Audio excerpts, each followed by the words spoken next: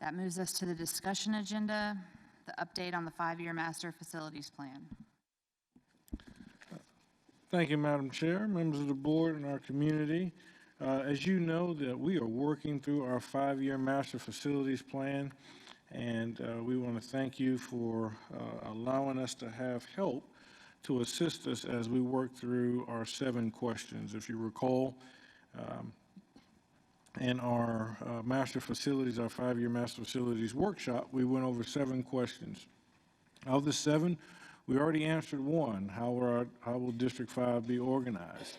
Our academics and administration department is leading the way on the academic programs in conjunction with that, but that leaves us 5 additional questions that we need help answering. So at this time, we'd like to introduce and for presentation, McMillan, Pasden, Smith, who will be working with us as we move through this process, and they will outline that process for addressing these questions. So I'm going to invite Mr. Wiseman and Mr. Knotts to come forward and bring our plan. All yours, sir. Okay, great. Dr. Ross, members of the board, Madam Chair, good to be with you. I'm Ben Thompson with McMillan, Pasden, Smith Architecture. It's a pleasure to talk about planning as we come to this stage of the presentation. When we look at planning over the long term, both in terms of short term, 3 years, midterm, 5 years, and long term, 10 years, there are a couple of steps that I would like us to kind of review together as we kind of get ready to kick off and proceed down this path of planning. So tonight, what I'd like to do is talk a little bit about our team, how we approach not only the assessment of buildings, but the growth and demographics that happen within the boundaries of a district, and offer solutions that you can use to look at school improvements over both the short term, midterm, and long term. We'll talk a little bit more about next steps as well. Luckily, this is not the first time that you will see me. You will see me a lot over the course of the next several months, looking through each one of these components as we begin that planning process. Again, McMillan, Pasden, Smith has 8 offices through North Carolina, South Carolina, and Georgia. I'm located in Charlotte, but we have several offices here in South Carolina. I'm a South Carolinian by nature anyway, but we have offices here in Greenville, Spartanburg, Charleston, and here in the Columbia area as well. I get the pleasure and honor to work with many school districts throughout the state on just this type of measure. I'm the K-12 studio director, and I'm also a certified and accredited planning educational planner for many of the school districts that and use that credential in many of the school district works that I do. But we have an entire team back behind me. You may be the one that I see today, but they're back behind me. There are many project managers, architects, engineers, data analysts, and the like to really bring you a lot of information so in preparation for the board to make and the administration to make wise decisions for their facility needs overall. We've been able to do that in lots of different areas in the state of South Carolina. Over the last 4 years alone, have really looked at 161 facilities in that way and really operated 15 major overall facility assessments for school districts in the state. That knowledge that we have on designing new schools and code and enforcement of how space comes together is really what makes us stand out as far as how we look at facility assessments kind of overall. So first and foremost, there are a lot of components to facility assessments. I've mentioned a couple high-level ones tonight, but really what it boils down to is, first, we need to consolidate and bring together a lot of information from different areas within the school district, from different departments within the school district, and from your schools. We've got to bring that all together so that we understand information-wise what is that facility all about, what is the district all about. And I'm glad to say that we've already started that process. As of last week, we kicked that in-field physical condition assessment off for each one of your facilities. We've scheduled out through the summer for all of your facilities, actually, to have our team come on site, review with the facilities committee, or sorry, with the facilities department, and walk through each one of your facilities kind of overall. In that discovery, that first part, which we call the discovery phase, we also are asking for information about demographics, enrollment, so that we can gauge trend. We are looking at and using demographers and business analyst information to understand population and then how it affects enrollment maybe moving into the future, all in an effort so that we can then bring that to you as information to really appraise what that and really put form a plan to improve kind of overall. Information is great, but really to make it actionable for you as both a board and a school district, we try to give as much information as we can to you in terms of what is recommended, what does that cost, what is that schedule like, who needs to be involved in the final decision, and then how do you run it through the construction or the improvement process kind of overall.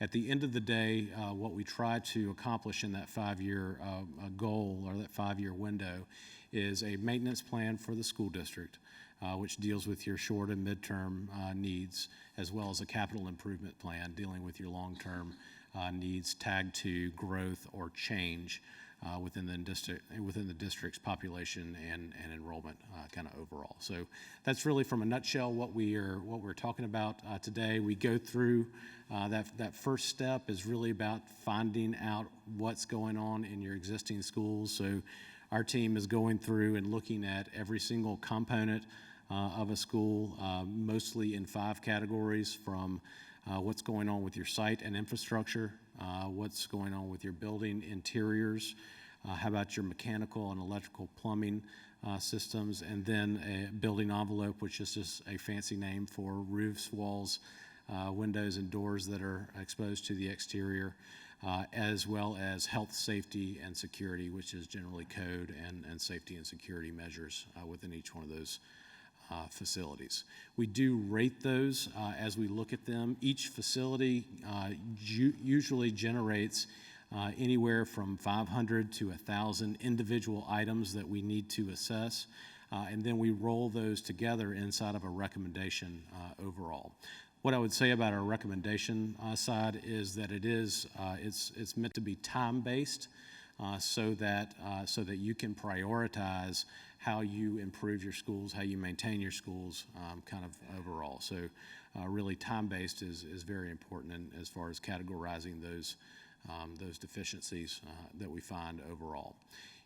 The administration, the district, will be given a detailed report that has all of those indicated on there, as well as the recommendation for each one of those, as I mentioned, several hundred topics within each one of the facilities that we assess.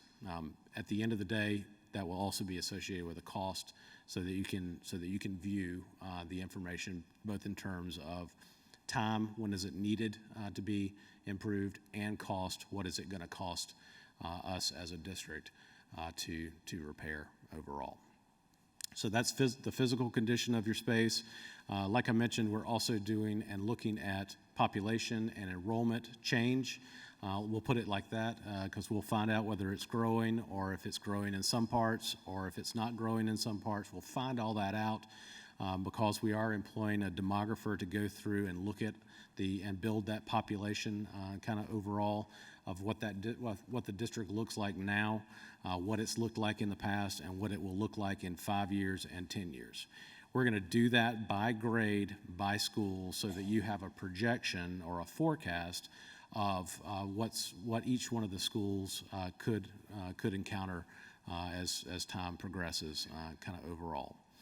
We'll judge that based on your current enrollment of your different facilities. We'll also look at the plan Dr. Ross laid out as far as grade realignment, and it's more than just to be aware, it's more than just the permanent facilities. It's any facilities where kids learn every single day. So that might mean temporary facilities, meaning portables, but it most certainly does mean permanent facilities, your existing facilities now. So the reason we're doing that is so that we can judge where you are now, where you're likely going in the future, and see the differences between the two, and weigh the overall long-term option of improvement for each one of the facilities kind of overall.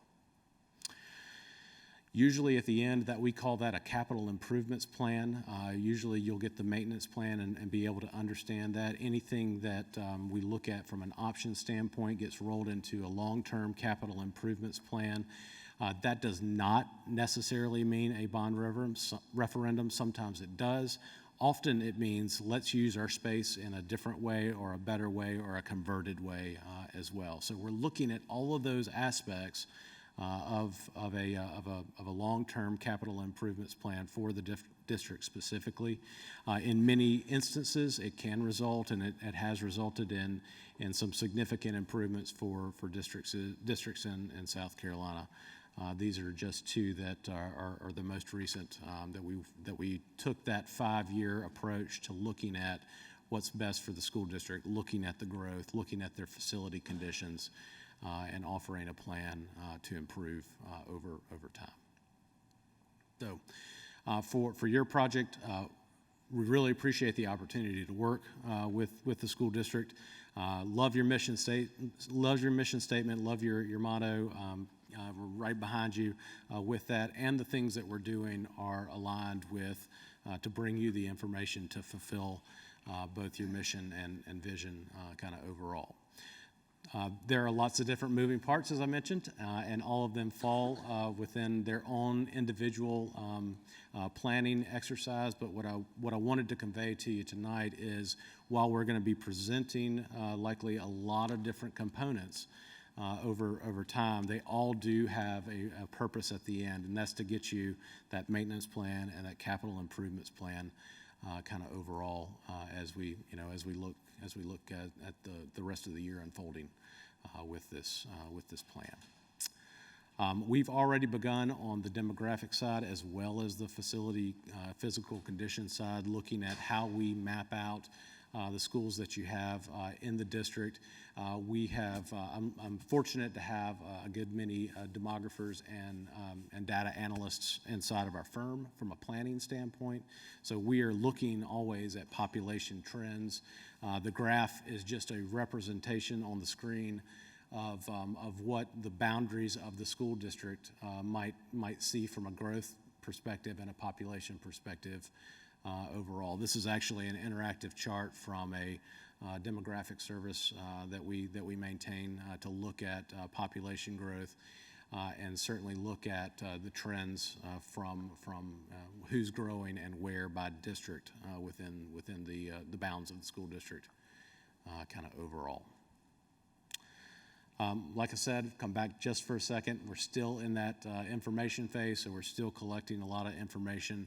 But I did just want to bring to you kind of an overview of where we're going with the next several months, looking at the condition of space, looking at your growth trends, and how we might project those in the future, in hopes of bringing you the best information that we can to help you make good decisions for your students here in the district. So with that, Dr. Ross, anything I've missed, anything I need to add, I'm glad to talk a little bit more about it.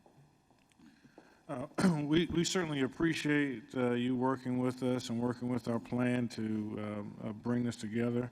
I think there's one part that we did discuss that we're almost on track to hit the iceberg in terms of growth, and so we are looking forward to having this plan to bring to our community and board October 23.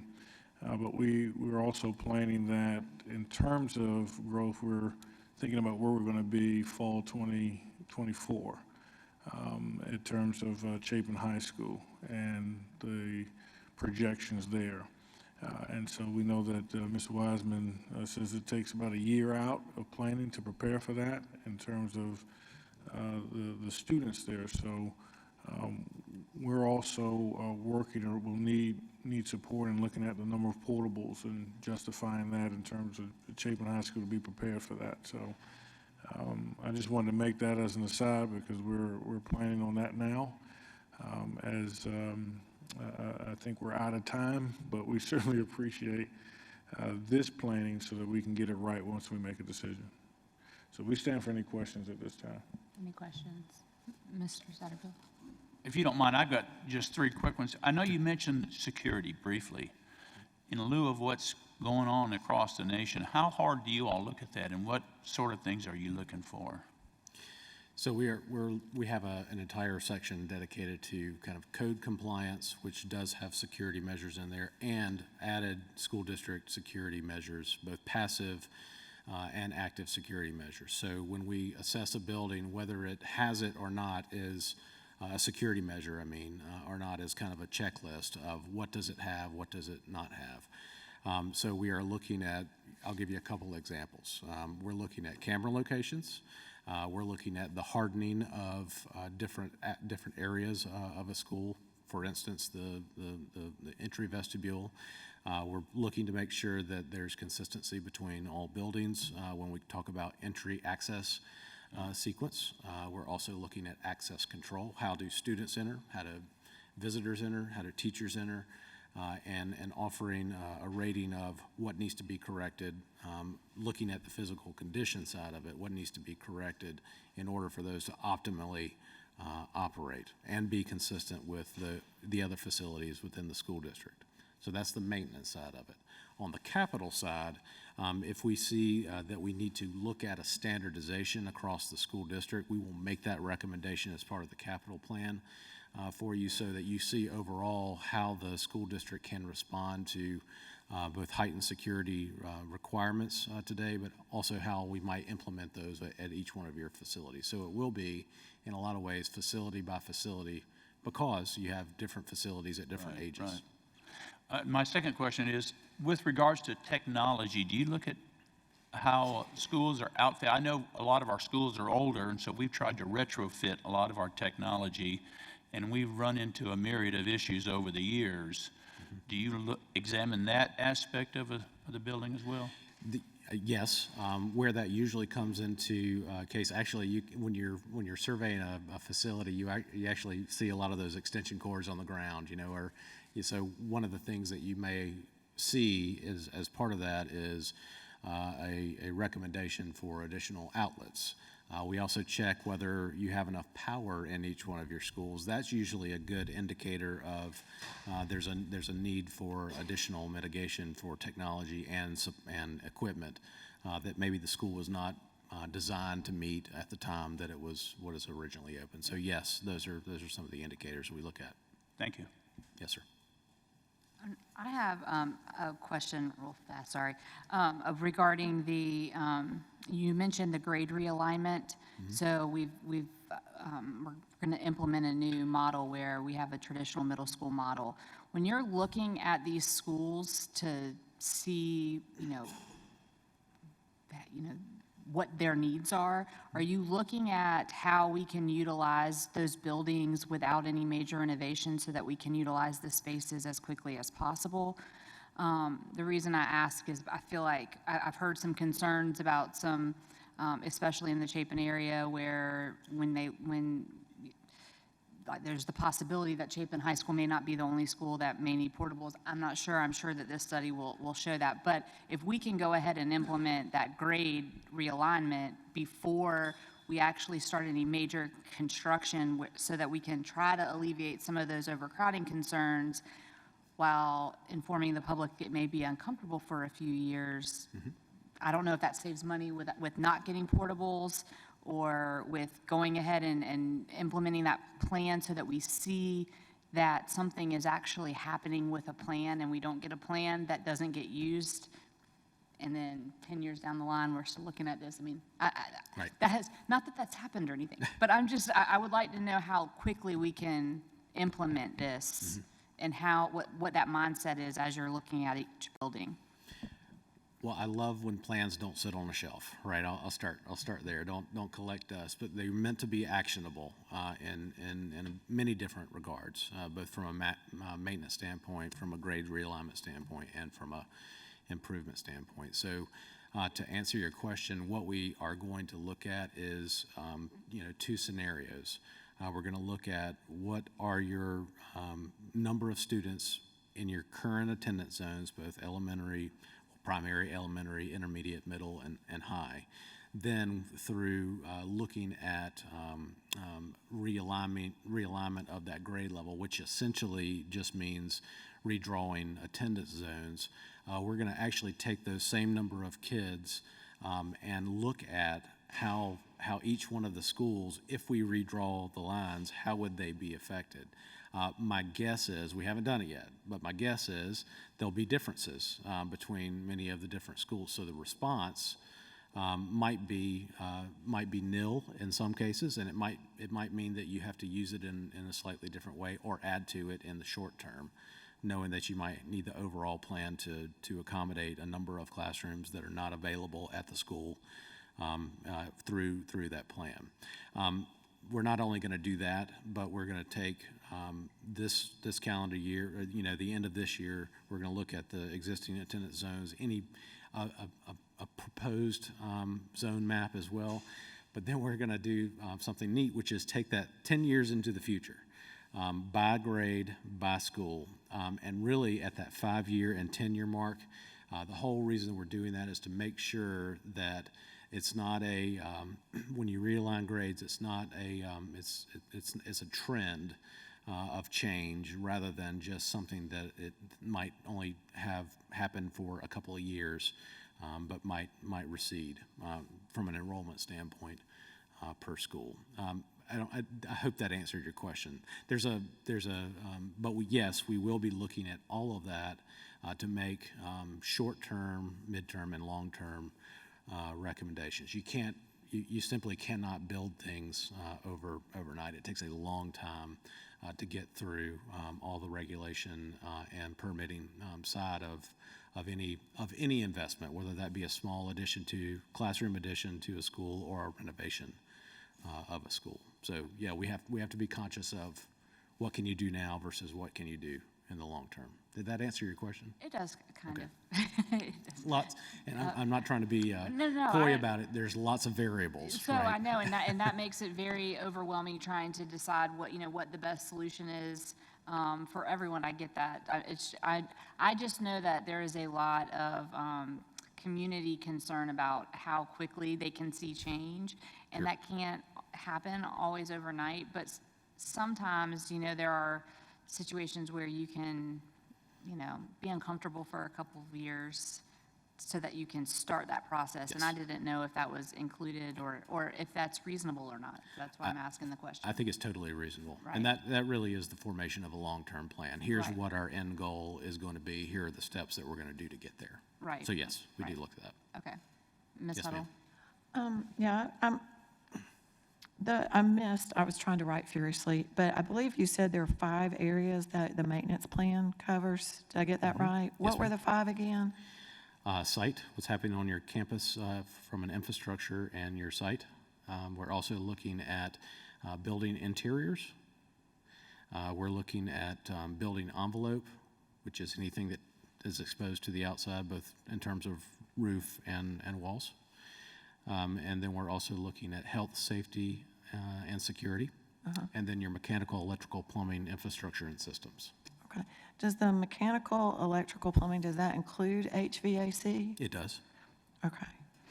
And then I also was curious, what criteria do you guys use for determining growth? You mentioned the demographer would do that. What type of criteria do they use?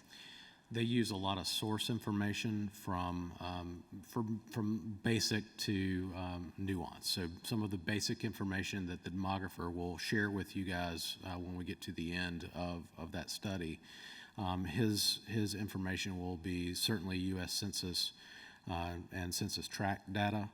It'll also be South Carolina death and birth rates, zoned and coordinated with this district specifically. He will also look at things like affordability. So what are the sale prices within the school district? Is it reasonably thought of to be affordable? Will it change in the future? He'll also look at things like moving van relocation costs, or cost and people moving in there. The whole goal is for him first, and you'll see this as part of the study that he'll provide, is he builds a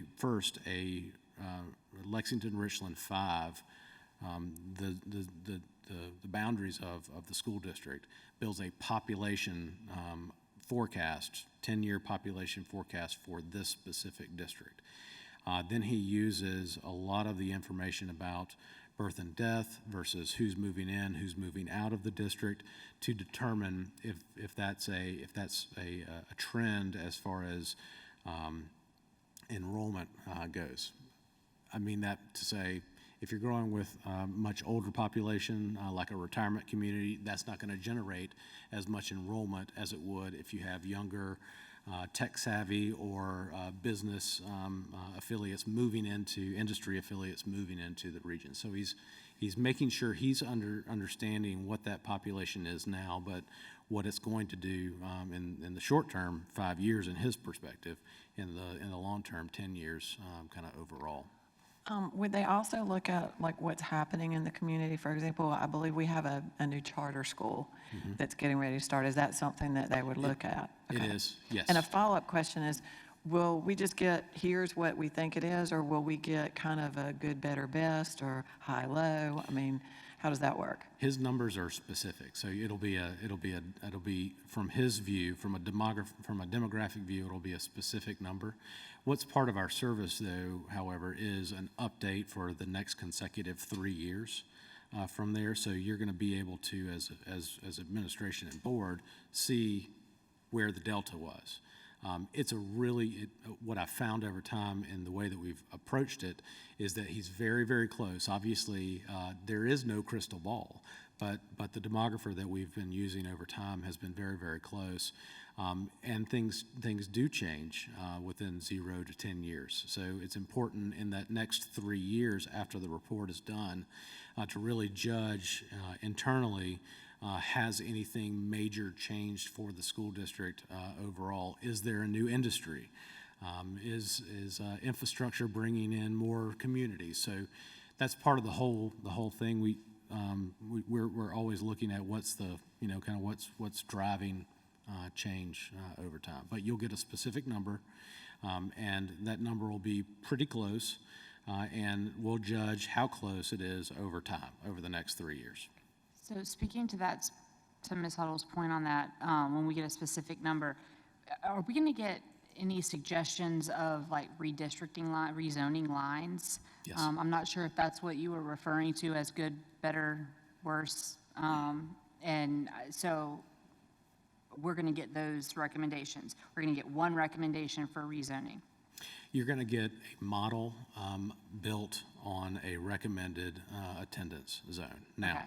from that model's going to tell you a few things. Like it may tell you, for instance, that one attendance zone has too many students for the capacity of a school now.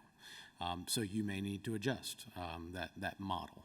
But the model is intended to inform the leadership and as far as where do we draw those lines, how do we best How do you draw those lines and shift okay. kind of overall. Okay. I know that's a hard thing to do, is to draw lines, but you have to start somewhere. Well, we have to start somewhere, and I think that and then as soon adjust. as we can get that kind of information and be able to put that out to the public, that will make the community feel better, for sure. Do I have it, Ms. Huddle? I had one other question. And your presentation had a logo for Green Globes. And I've seen that before. Do you mind telling us what that is and what it does for you or your client? Sure. Green globes, if you are unfamiliar with the term, it is about building in a sustainable and energy efficient capacity. We actually go for certification for green globes for just about every new construction type that we do in K-12 education currently. What that does is that it proves kind of our energy consumption is not only at a baseline level, but exceeds that baseline level, thereby providing you more operational dollars back to your organization. So that's really what I like about Green Globes kind of overall. It is not, there are other rating systems when it comes to that overall. So there's Energy Star, for instance. There's USGBC LEED in many different arenas. What we found with Green Globes is it does many of those same features overall for our clients, generally at least at a discounted cost, first cost kind of overall. But it's meant to make sure that we're energy efficient and sustainable overall. Can it be done after the fact, or is it only part of a new building?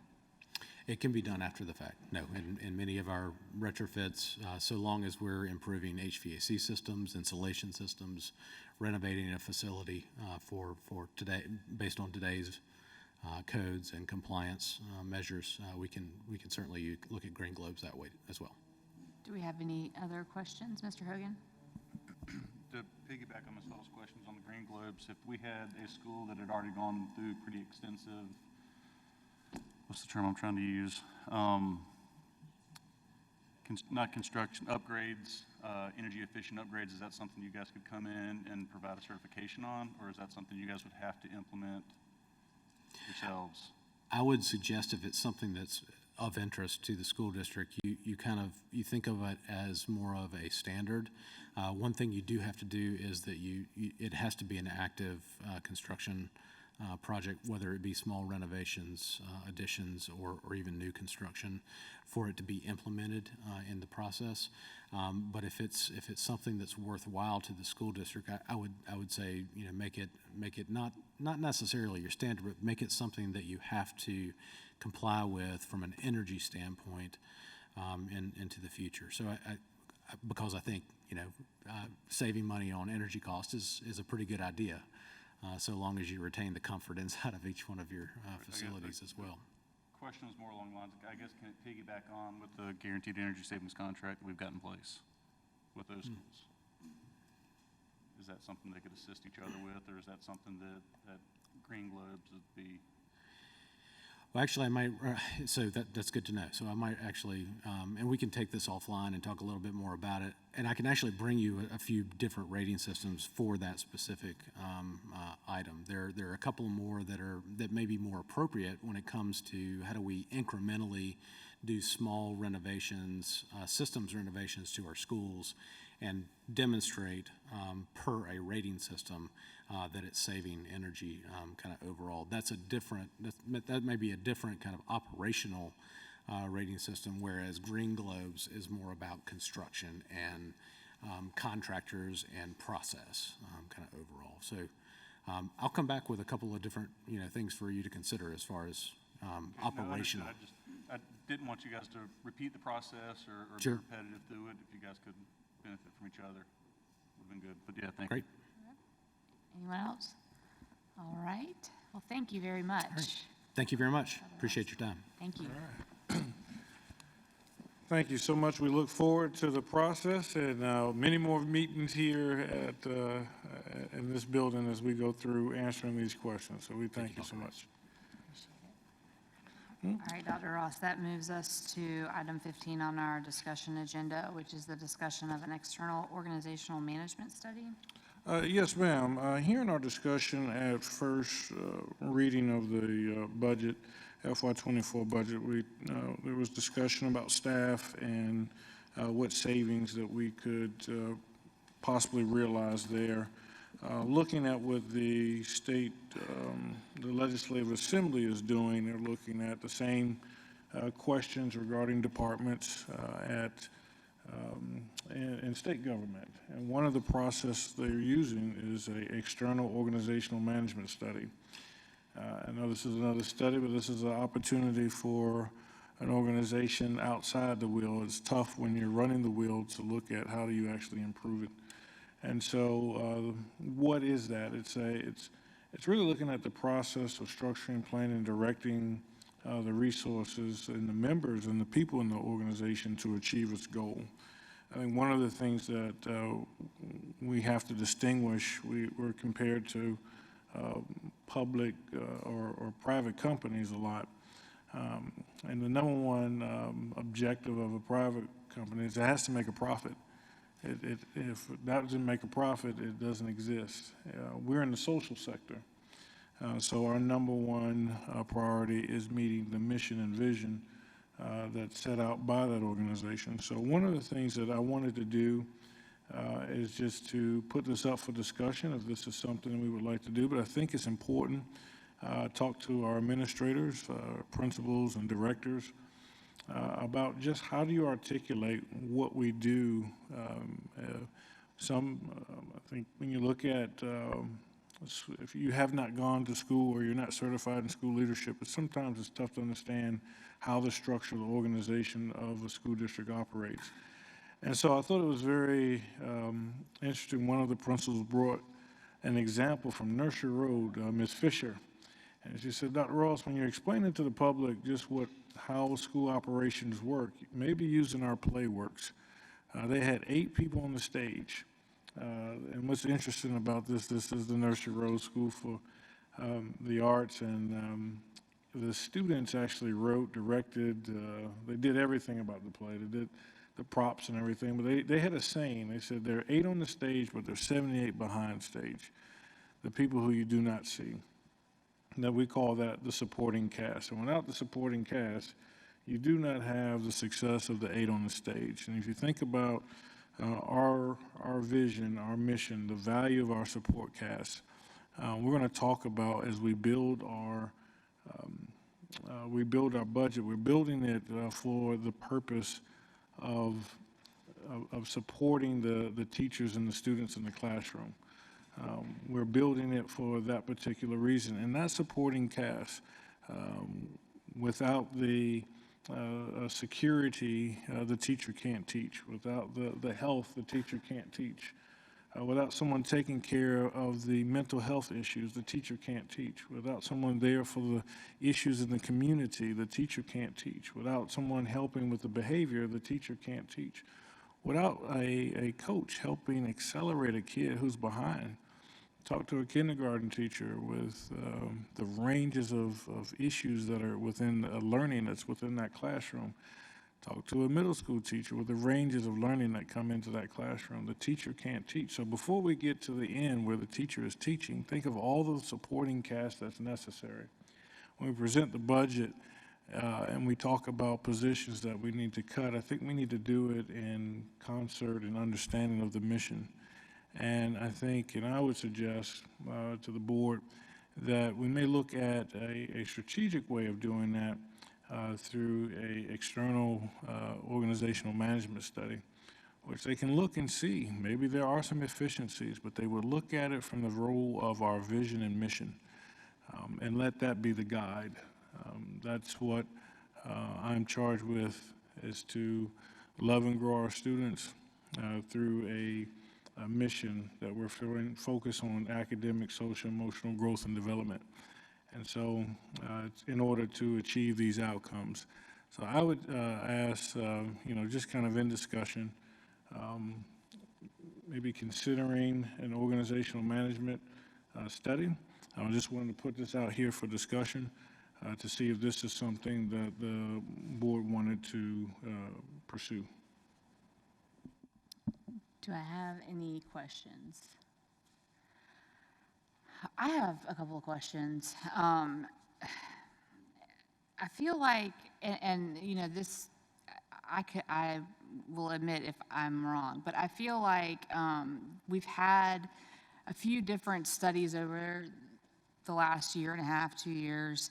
And I know when you first came on as superintendent, we had a consultant that came on, and I thought that was the purpose of that consultant, but it didn't end up, I guess, addressing some of these issues.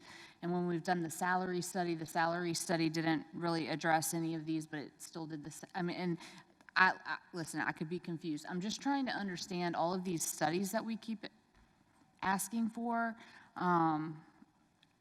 it's not that I'm opposed to this. I'm just trying to figure out if we're going to get what we think we're going to get, and how we're going to write that, and how much we think that could potentially cost. Just because, I mean, is that something that you can clarify? Well, we can certainly get some more potential cost and even engage in a request for proposals does not, or qualifications, I'm sorry, does not mean that we have to move forward with that, but it gives the board some options. We would need direction from you to do that. We do know that we did receive some, and this was after I put this out, but some interest, I think it reached out to SCASBO about potential vendors that were providing this. I saw this after our last board meeting, after first reading, listening to the legislators talk about their budget and the goal of restructuring. And I said, well, this is an idea that I'd like to bring to our board. If the General Assembly is considering this, maybe we want to consider this. And I'm saying that as a check on what I'm recommending in the budget. This is someone from the outside that says maybe there are areas that we can find efficiencies. I'm bringing you a budget where I believe this is the best way that we can provide these outcomes for our children. But if you need a external organization to check us, then this may be the way to do that. But I do want to caution, though, that it doesn't necessarily mean you spend less money or you reduce staff. I think a review of just one department showed that we needed to increase staffing. So it is just an option, doesn't need to be acted on, but before we get into the budget, I just wanted to make that clear. When we look at the increased services needed on school districts, having a conversation about cutting staff without it being linked to program effectiveness or our vision and mission strategic plan, I think is unhealthy. Okay, Ms. Huddle, and I'll come back to you, Mr. Satterfield. Yeah, I realize school districts are very different in many ways, but there's kind of a joke, if you've ever worked for a decently large company, that consultants only get paid when they give you the results you want.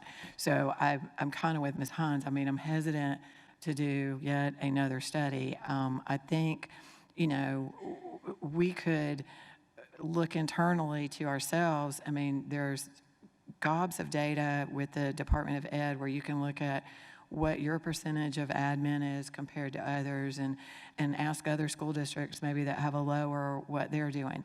I mean, I'll say I was very kind of disappointed in the salary study because I don't know how much it costs, but all we got was, well, we just need a big increase.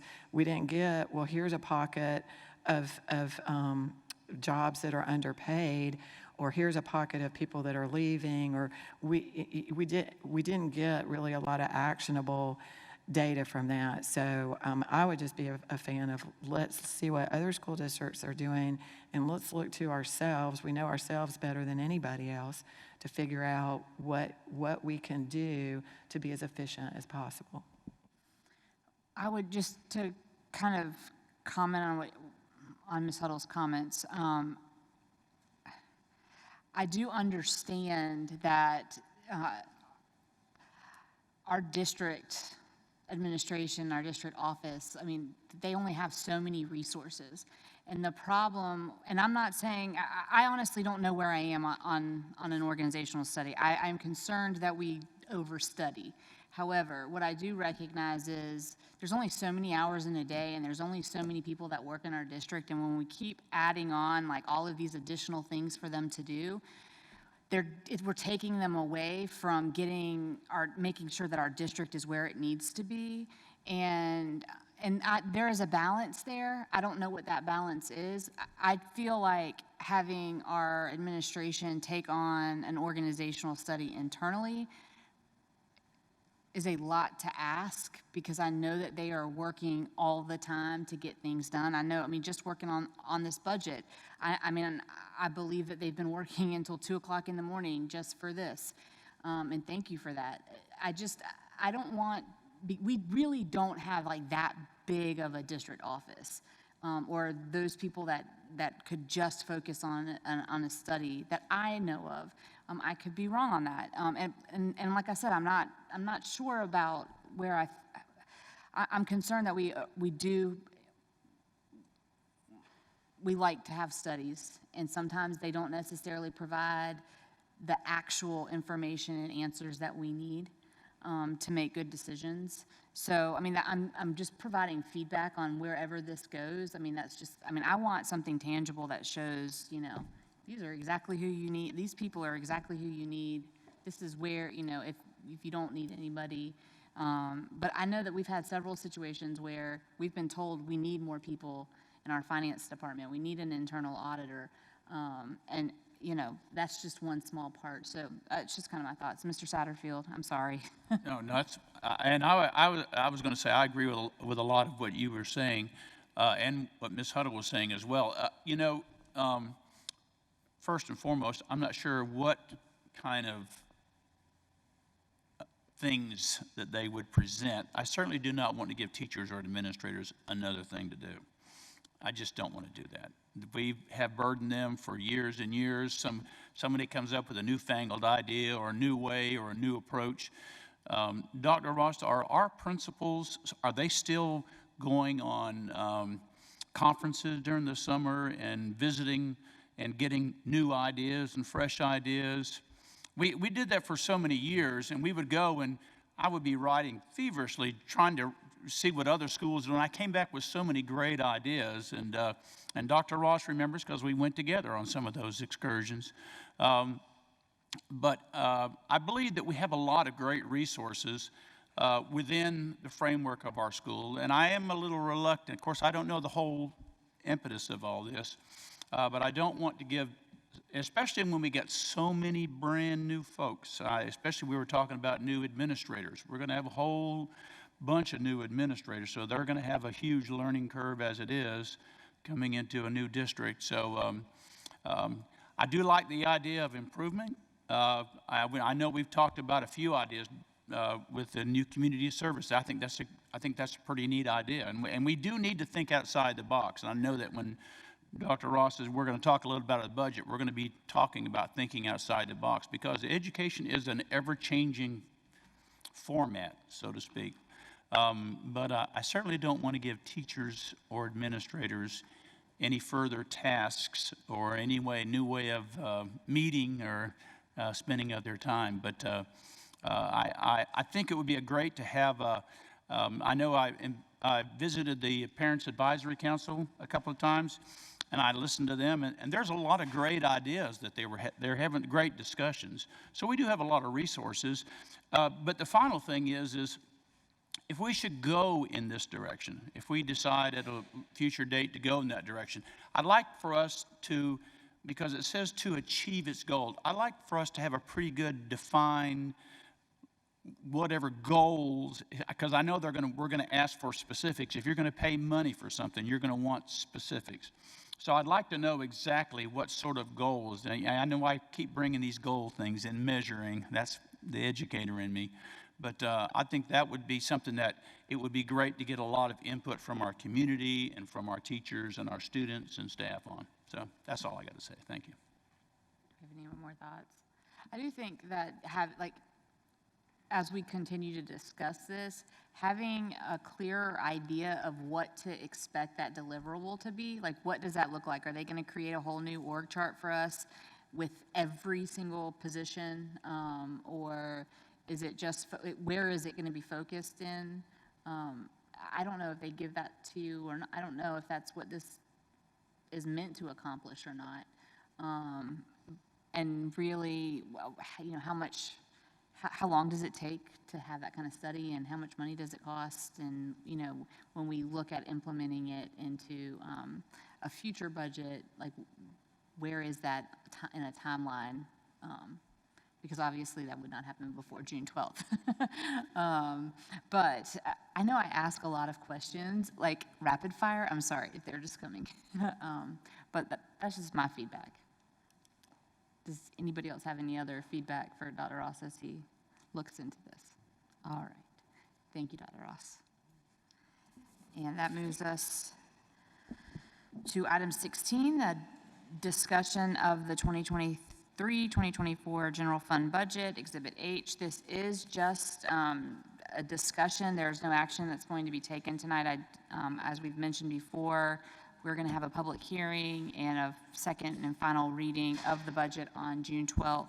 So I just want to put that up there up front. Dr. Ross. Thank you, Madam Chair, members of the board and our community. I would ask Ms. Paul to come forward. As I come forward, I just want to share, in terms of the purpose of our budget, and just kind of make everyone aware when we build it. As Mr. Satterfield said, what are these goals? We talk about our strategic plan and our mission statement, but overall, we have an obligation by law to ensure that we're preparing our students to be what's called the profile of a South Carolina graduate. That's a statutory requirement. And that is that they have world-class knowledge, skills, and characteristics. It's a little different from how schools were initial. We talked about the purpose of school is reading, writing, and arithmetic. Well, now it's expanded to knowledge, skills, and characteristics. So the budget that we prepared, when we talk about the district's programs, it's towards that larger goal of the profile of the South Carolina graduate. And so I think if you don't understand your business at $1, you will never understand your business. And so I want to break it down into a dollar. I think when we get into millions, sometimes it's very difficult to understand. So I think let's look at our income in terms of $1. I know this is divisions of a cent there, but there's 63.9 cents of income for every dollar that we receive. And every dollar that we receive in income, 35.91 cents is coming from the local. And then that 0.19 cents is the federal grants that we receive.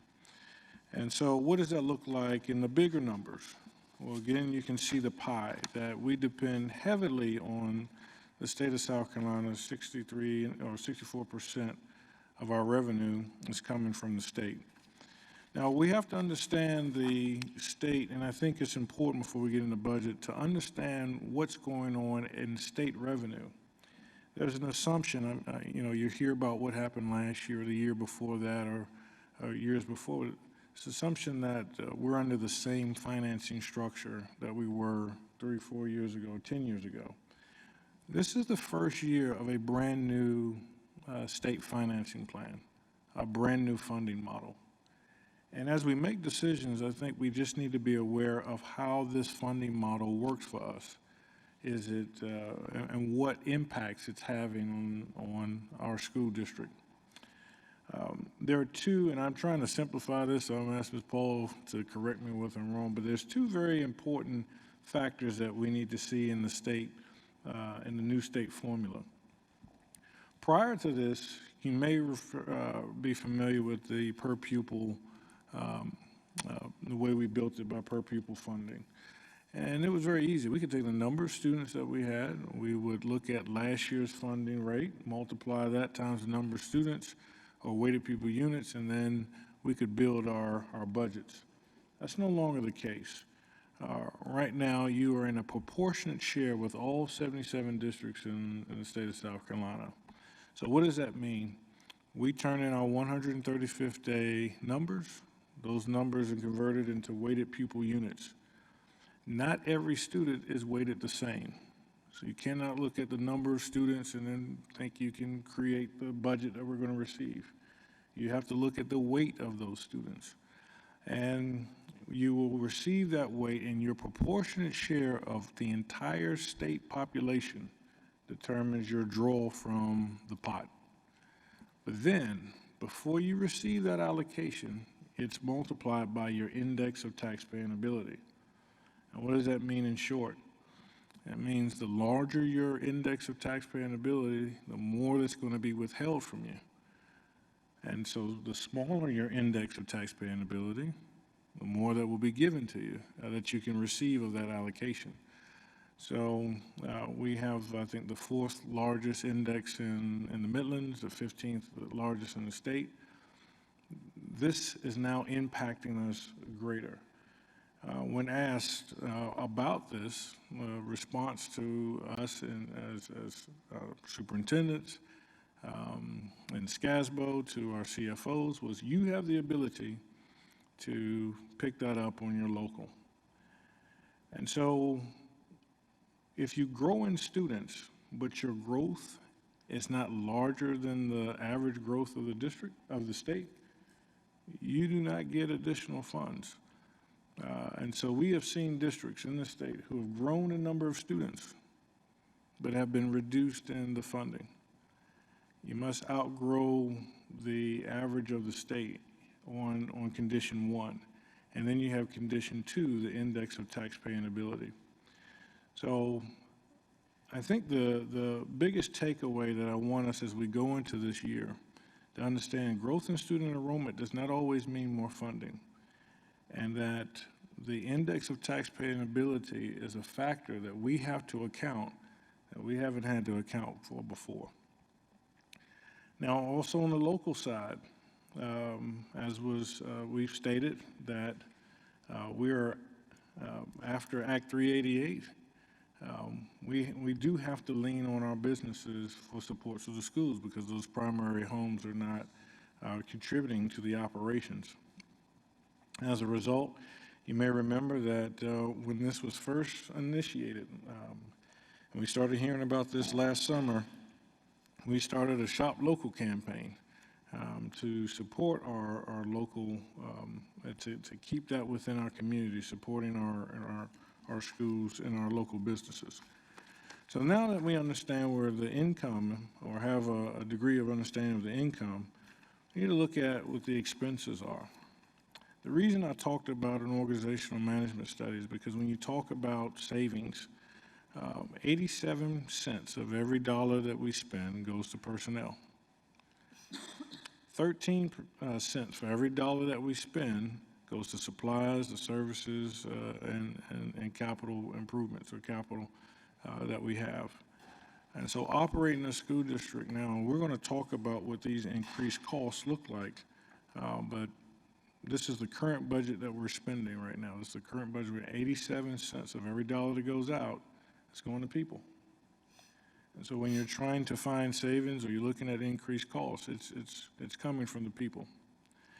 So we want to just kind of give a breakdown of that in terms of expenditures, how that actually plays out in terms of classroom support, operations, pupil support, school administration. You can see district administration, and community services and transfer. So at this point, I'm going to, after giving that kind of overlay, I want to turn it over to our CFO, Madison Paul, to present how do we move from this to our considerations for next year. So Ms. Paul.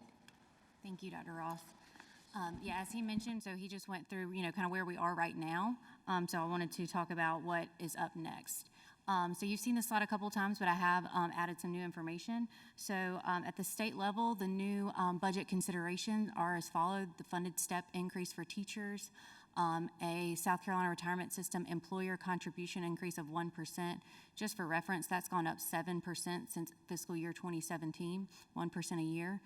The minimum teacher salary for a bachelor's degree with 0 years of experience is now at $42,500. This is an increase since 2017 of about 30%. However, we do get funding certainly from the state for the teacher increases, but it is not a one-for-one funding.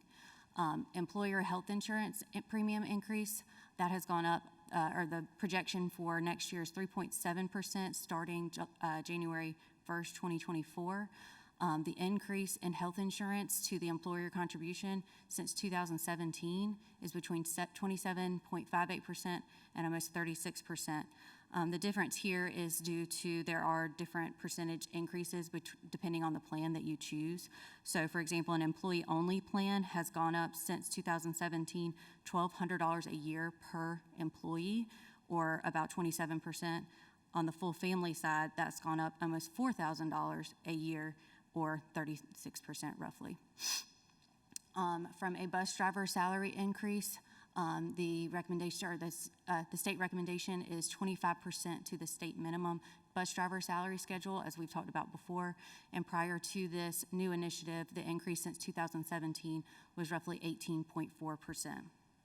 And again, just some references here. If we go back to where we were in 2017 from a retirement standpoint, in 2017, the district was responsible for funding 16.89% for retirement contributions for all employees. Going into 23-24, the district will be responsible for 24.81% of every salary that goes out the door that's a district employee will go to retirement. Additionally, we're responsible, of course, for health insurance. We're also responsible for 7.65%, which is FICA and Medicare. So just retirement and alone, and FICA and Medicare alone is over 30%. We additionally have workers' compensation premiums that we have to charge against salaries for, your standard teacher or an administrative position. Those are relatively low percentages, but goes all the way up to 7.25% for a bus driver in our new premium increase. So again, something that y'all have seen previously as we talked about the budget. So if we kept everything the same as we did in FY23, and this was again as presented on May 8th, we have several increased costs. The total of these increased costs add up to roughly $5.1 million. Since first reading, we have gotten some new premium numbers from our insurance company, Skizbit. At first reading, I was hoping for a 5% increase to insurance, and was shockingly surprised at 17% increase for property and casualty insurance and 12% increase to workers' compensation premium for the next school year. So roughly, the estimated cost of that is roughly $340,000 for next year. Additionally, if y'all have been following the General Assembly, they did officially pass the paid parental leave law, and that will be effective June 26th, and I'll turn it over to Dr. Ross and Dr. Turner for more information. So at this time, pending that, we're up for discussion, but we had talked about having the second reading in the workshop on June 12th. And that would give us, if approved, give us the opportunity to be in position with a new policy, because we're going to have to change our policy for leave. This provides 6 weeks of paid leave. So I just wanted to say publicly in front of everybody that would, because we just received this, we're putting this in the budget. There's no funding attached to this, but we're going to have to take a first reading policy on June 12th, a second reading policy on June 27th. And that will essentially be the day where that paid leave is in effect per state law. So I know we've already talked about the June 12th, but just be prepared to receive first reading of a draft policy on that day. And just, kind of as a really just an estimate at this point, we aren't really sure what the impact of this will be. So from a budgeting standpoint, we do, of course, budget for every employee to work the full year. We budget for their entire salary. When it comes to teachers or other employees that have to get a substitute when they're out, we have, in conversations with Human Resources and Benefits, realized that usually from a maternity leave standpoint, they take 12 weeks. So, the impact would be a true actual cost to us for the substitute. And again, so right now that's really more of a savings to us from that standpoint, because we budget for both the sub and we budget for both the sub and the employee to be to be in the classroom full-time. What we're unsure about at this point is what that impact could be for other types of leave. So if I do go out on maternity leave for 12 weeks and I get 6 weeks paid, does that mean I'm going to go out later in the year for 2 more weeks on my regular leave? Same thing with paternity or foster or anything like that, or adoptive leave. They, as the policy reads right now, or the law reads, they would get two weeks. So we don't really know what the impact of that could be. That could be that right now they would just take 2 weeks and they would use their regular leave bank. Going forward, this could be, I'll take my 2 weeks of paternity leave or adopted or foster care leave, and then I will additionally later in the year potentially take that leave as well. So we're just thinking that this is going to have an impact from a long-term or substitute level, and so the estimate here is about $200,000 to add to our substitute purchase services. But again, at this point, we're really, it's kind of a wait-and-see game. I've certainly talked to my colleagues throughout the state to see what they're doing, and really from, a standard, it's adding a couple $100,000 to that substitute line. I'm sorry, did you have a question? Well, I was just going to say, 200,000 sounds pretty low. I mean, if you're talking about husbands and wives, and I know it's hard to even estimate exactly how much it'll be, but yeah, we might be scrambling a little bit at that price. So. Yeah, so that was based on, so right now the budget is roughly $3 million for substitutes for next year, so that's about 7.5% of the current substitute contract expected for next year.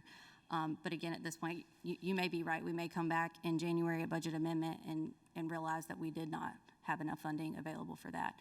So we'll certainly keep an eye on that. The task from SCASBO has been to keep very, very good track of this so that we can go back and see if any additional funding may come at a later date. But at this time, the state has said there will not be any additional funding passed on to school districts. And then last thing, just from a additional impact since first reading, we went back and looked at health insurance a little bit more closely. And if y'all recall, this time last year when they were talking about health insurance increases, the average that came from the state was 18.1%, which is still a very, very big number. That impact started January 1st of 2023.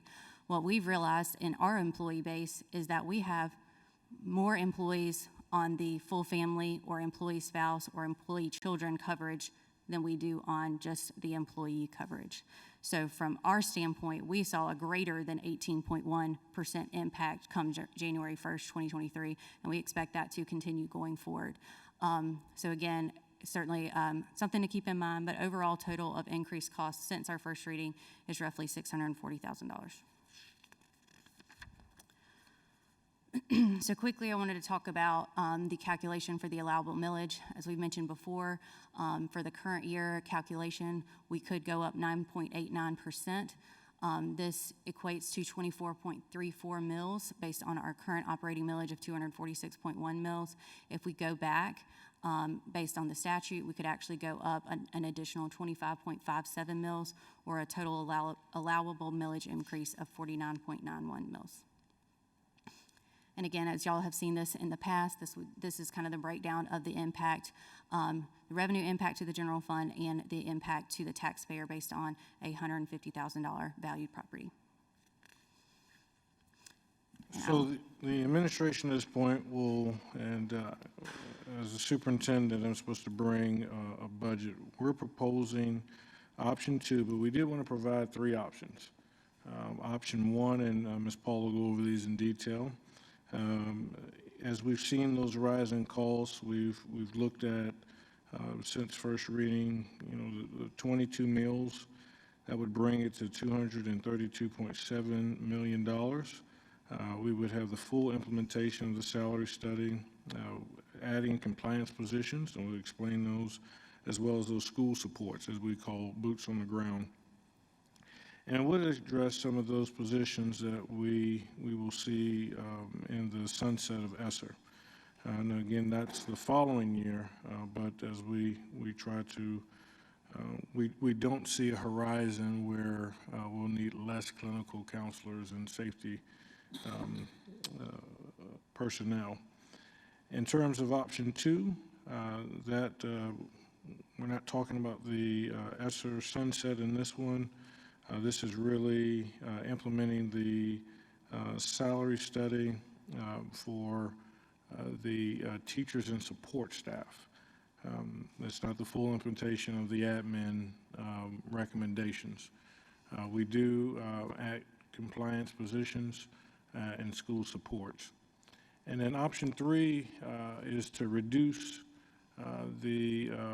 looking at our current budget, how do we reduce it by 2% so that we can meet our state compliance requirements.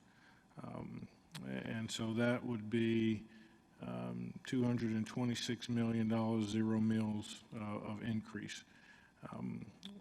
One of the things that I think that's important as we're looking at why would I propose option 3? Dr. Ross, you know, you're supposed to provide us with examples of that. And again, 87 cents of every dollar that we spend is in people. And so I would have to reduce people.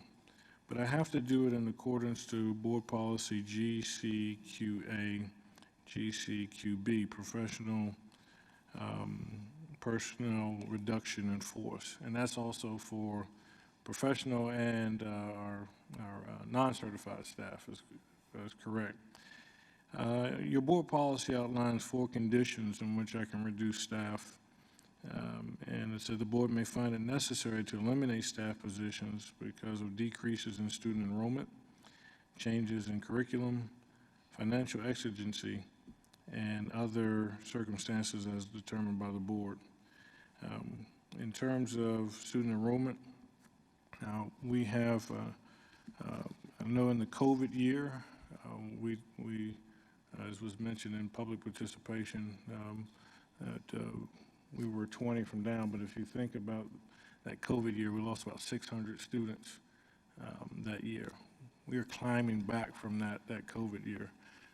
A 10-year trend shows us up 1,100 students from 10 years ago. If you look at changes in curriculum, we have not made any curriculum changes. In fact, we're required with our magnet grant to continue holding the programs that we've committed to with the magnet grant. In terms of financial exigency, something that's unforeseen, we knew this process was coming. We knew that the impacts of the index of taxpayer ability were going to place this on us. And so this is not a surprise. We can take action. So that would leave, from the way I read this policy, circumstances as determined by this body.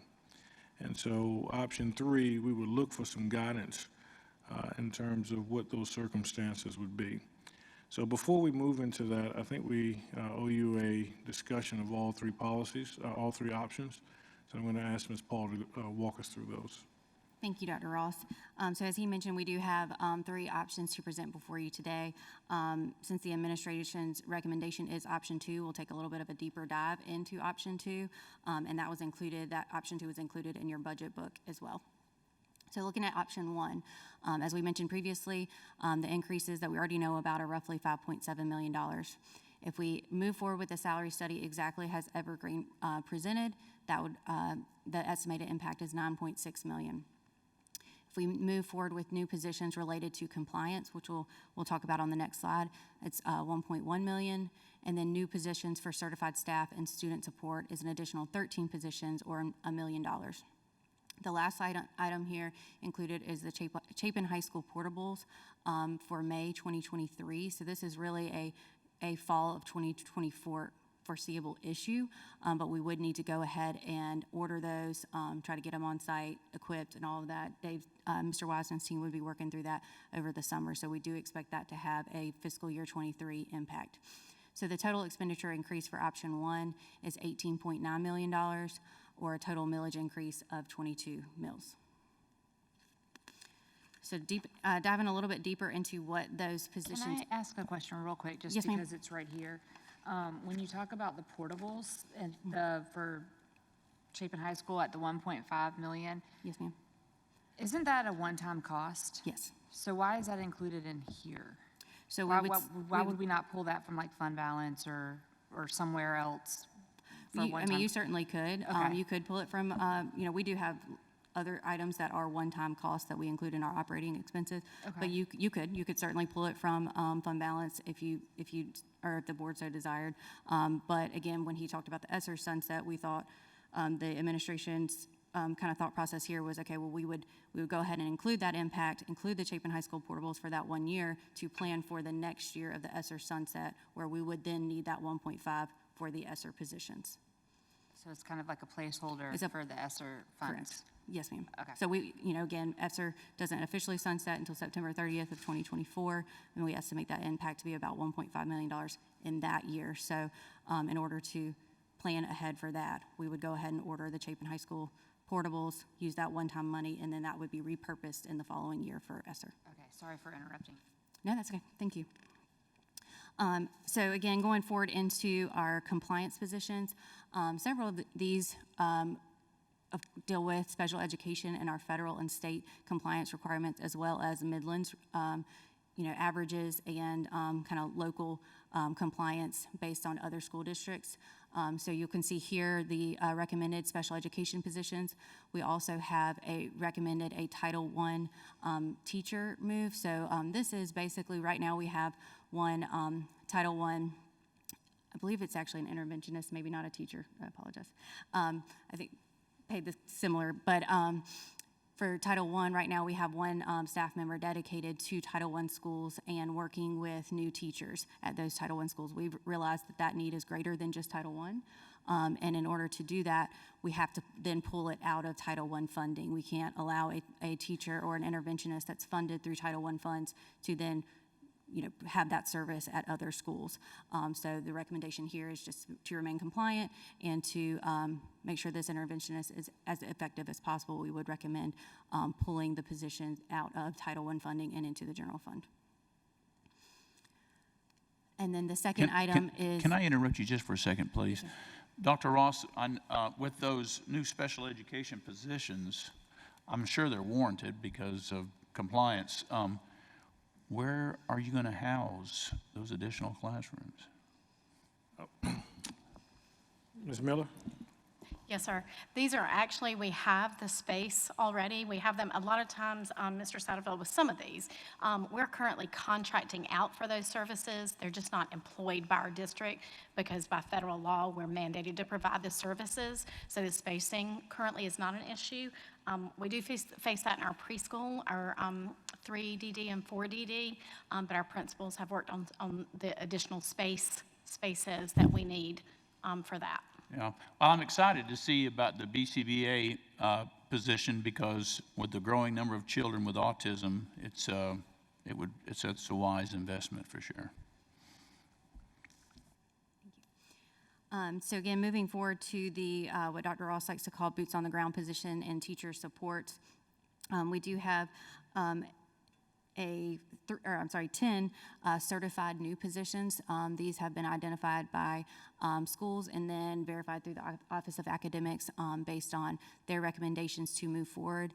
And then additionally, we do have 3 proposed support positions in expectation coaches and Montessori assistants. Yes, sir. I have one more comment.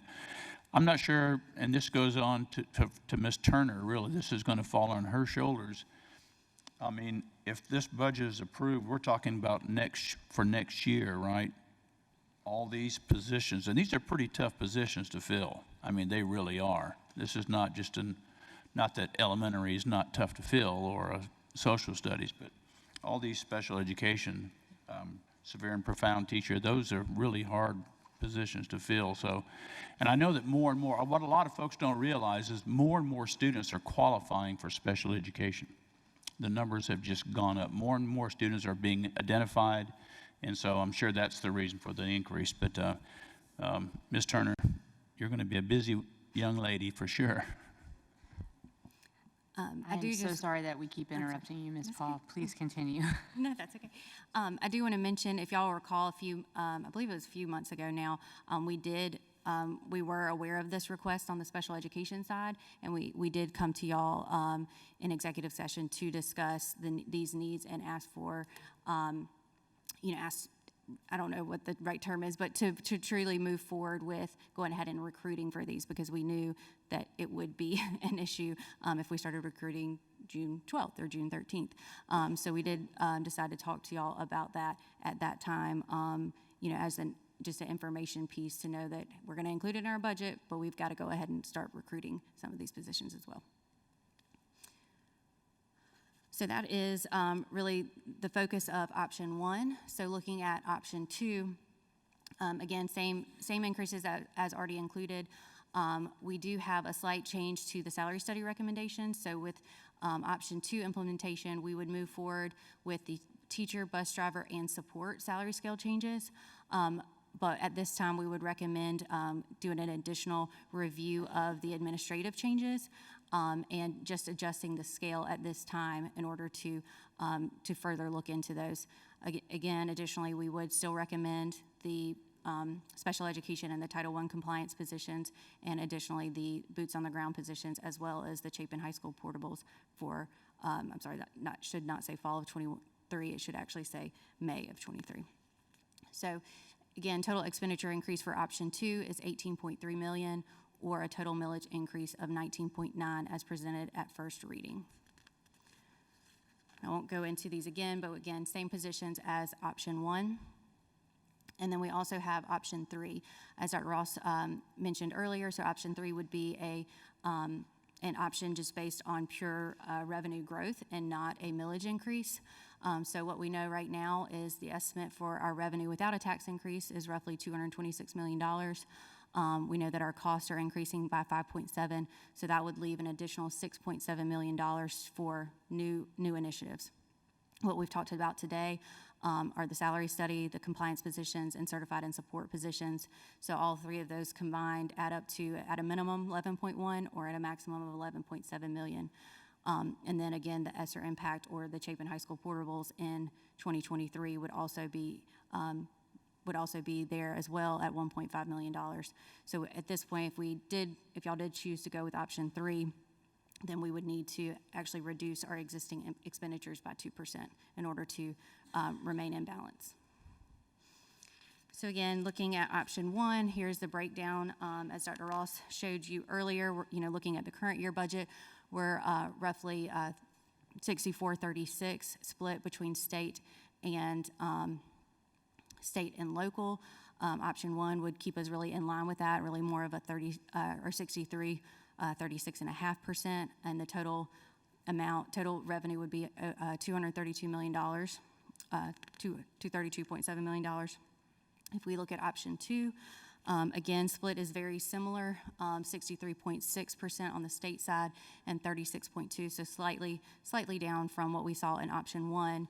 But the total revenue would be $232,018,414. Looking at this from an expenditure lens, as Dr. Ross mentioned earlier, we do try to break out our expenditures into these 6 buckets.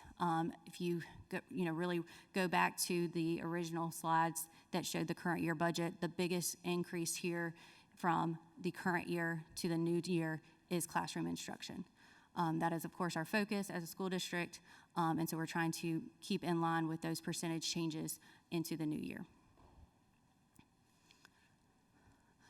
Looking at this more in a list form instead of graphically now, right now we're projecting our local tax base to be a little bit over $83 million, plus our other local revenue.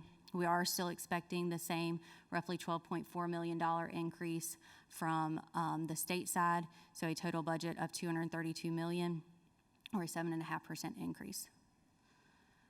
And from the expenditure standpoint, here is the breakdown between our major types of funding. And again, still here at $232 million for option 2. I do want to take this time to flip to your budget book to do a little bit more of a detailed discussion by function.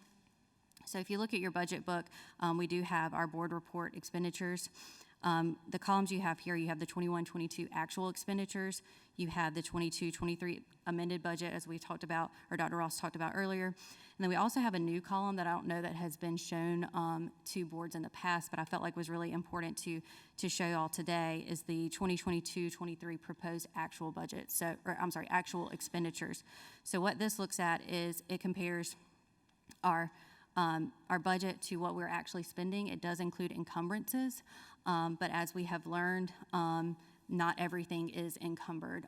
That was actually something that was mentioned in some of our earlier reports, that we don't encumber funds for substitutes. We don't encumber funds for utility payments. That's certainly something that I want to implement in the future, but for this current year, that was not encumbered. So keep that in mind as you look at the totals, that those big ticket items like substitutes and utility payments are not encumbered for the full year. So this is really the proposal based on the date that I pulled it. And then the last, or second to last column, is our proposed budget, and then the dollar value difference. So just looking at the first page, this is really our primary functions. So this is our kindergarten primary programs, elementary programs, and our high school programs shown between the first and the second page. I do want to point out that you'll notice in purchase services, if you look at the dollar difference, there is a negative in each of these function codes. Don't be alarmed there. That is just for substitutes. So what we do as a district is that we actually budget for substitutes in one line item, and then we have what we call budget control groups that link them all together. So if you go to function 149, you'll notice that we have a very large budget in function 149. For the next year, it's $3.1 million. But that, again, when it's actually spent, it hits the true functions of where that substitute is working. So whether that's kindergarten, primary, high school programs. So just keep that in mind as you look at it. Don't be alarmed about that negative. We certainly have it taken care of. Additionally, if we go to page 3, do want to just mention function 125, hearing handicapped. So as we talked about earlier, one of the requests from student services is to, or special services, is to add 2 hearing interpreters. We do believe that will decrease the cost of purchase services that we've already spent for the current year, and hopefully will decrease going forward, that if we can truly hire them in-house, then our purchase services costs will go down because of the contracts. Because as Ms. Miller stated, we have to provide it regardless if it's in-house or a contract. Oh, I'm sorry. Not ready for that yet. And then, let's see if there's anything else I do want to mention. Yes, so function 213, health services. A significant portion of this is for mental health services. We do have in purchase services, we have a contract, 2 contracts actually with Lexington. Well, I'm going to blank on the name, community. I can't remember. There's a Lexington and there's a Columbia, and then there's a Columbia area mental health contract that we currently have in place. We have found, just working with them, that unfortunately they're not always able to provide the number of mental health counselors that we are contracted to work with. So again, we have the ESSER-funded clinical counselors, so that eventually could be a decrease in purchase services as well. If you look at function 217 on page 10, this is for career specialist services. You will notice a large increase here. So as mentioned on a previous slide, the state did some roll-up funds this year. And what the biggest one was Fund 928, which previously funded career specialists. So you'll notice that there's a pretty large increase there. But again, we did get the revenue offset from that roll-up. On page 13, I wanted to point out a couple of items here for function 253, facilities acquisition and construction. So this is where we do have budgeted the $1.5 million for Chapin High School portables. Also, again, as pointed out in our March financial report earlier, in the current year proposed actual, you'll notice that we spent a little over $600,000. That again was for the purchase of the land at Irmo High School.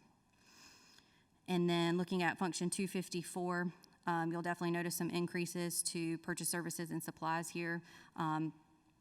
We've already mentioned the HVAC as one of those from a purchase services standpoint, and from a supplies standpoint, that doesn't just materials, it actually includes electricity and oil and gas in that one line item. So you'll notice that those are pretty significant increases over the current year. On page 14, Function 256, food services. You'll notice in the current year proposed actual, we do have that $1.3 million for the snack program that y'all appropriated in October of 2022. So we, at this time, that is not expected to continue, so we do not have the funding in place for that going forward. And that was funded out of the fund balance. So overall, I apologize for going through all of that, but I do think, I wanted to highlight a few of those. But again, overall proposed budget from a detailed expenditure standpoint is $232,018,415. So here is the breakdown from a graphical standpoint for option 3. You'll notice that our funding percentage from the state goes up about 1% versus our local tax base. And then again here, just because we were unsure really what to cut if we do not do a millage increase, we have all of the same expenditures included from option 2 on this slide, just with a note of, cut 2% to balance.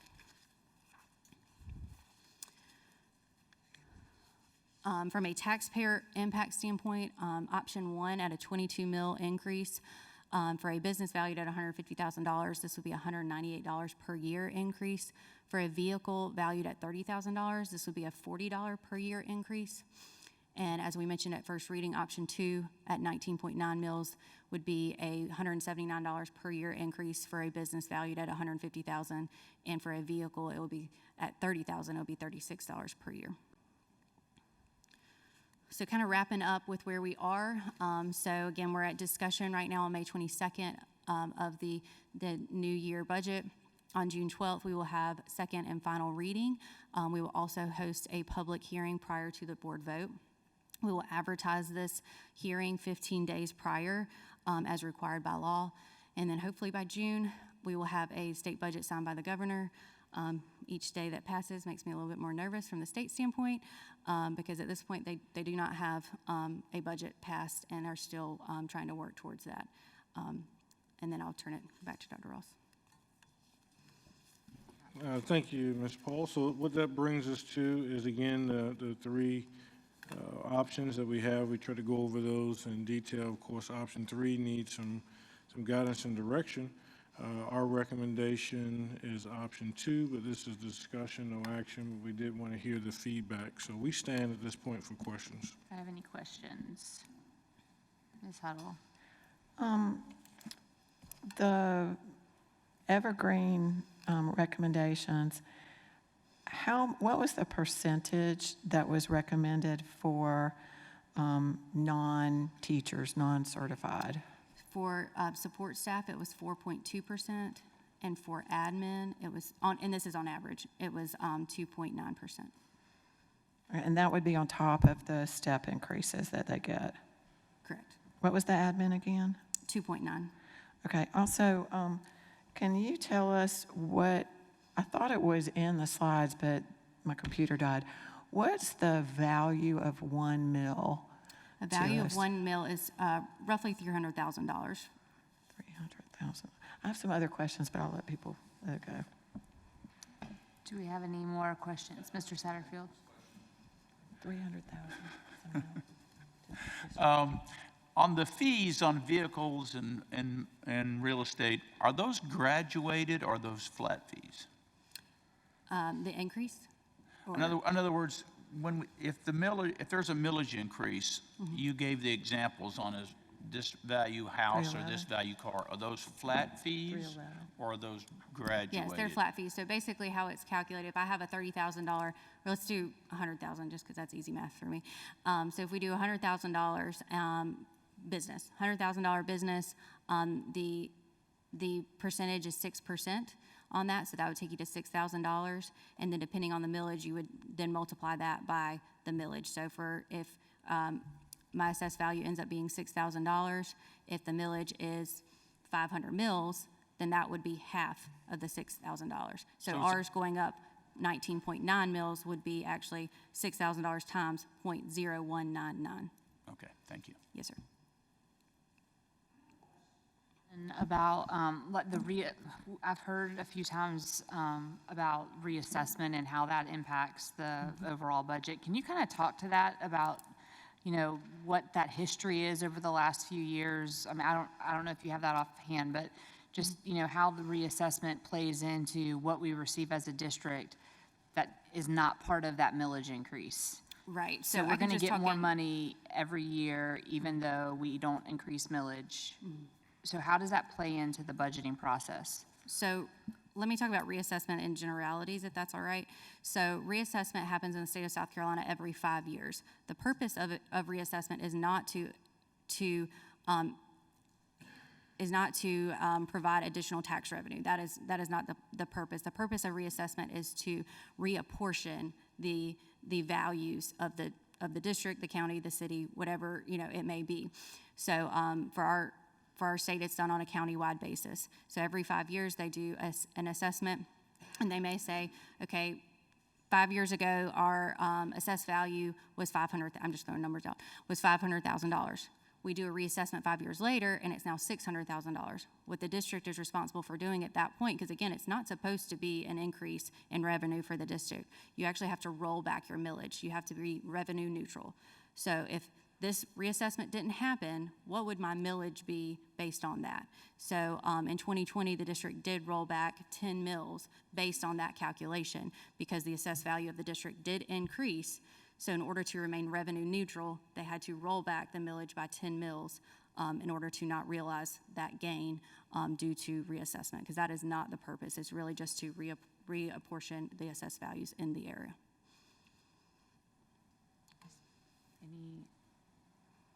Ms. Tuttle? I don't have any questions, but can we make some comments? Sure. On this slide, the third option says reduce budget by 2% to meet state compliance. Option 3 would not be a decrease. If you compare our funding to our original budget, so if we didn't do a millage increase, it's $13,645,000 more than our this year's original budget. So it's a 6.4% increase.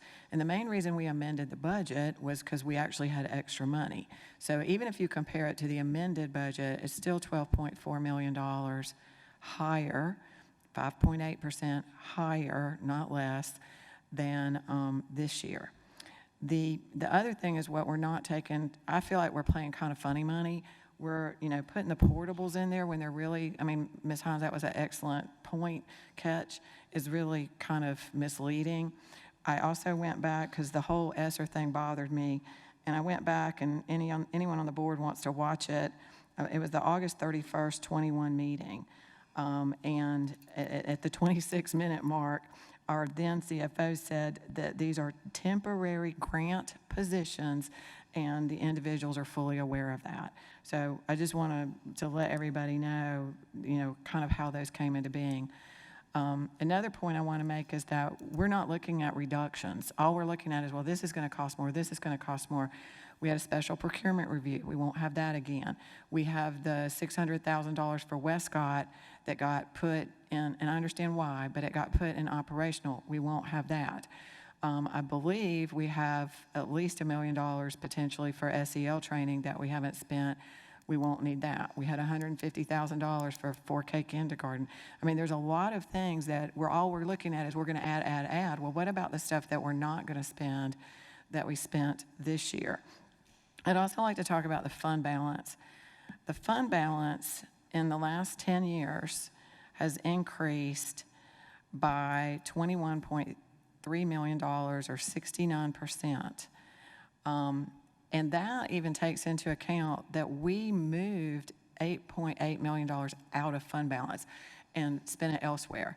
So if we hadn't done that, we'd actually have almost $61 million in the fund balance. And I think the reason that happens is that we're over collecting.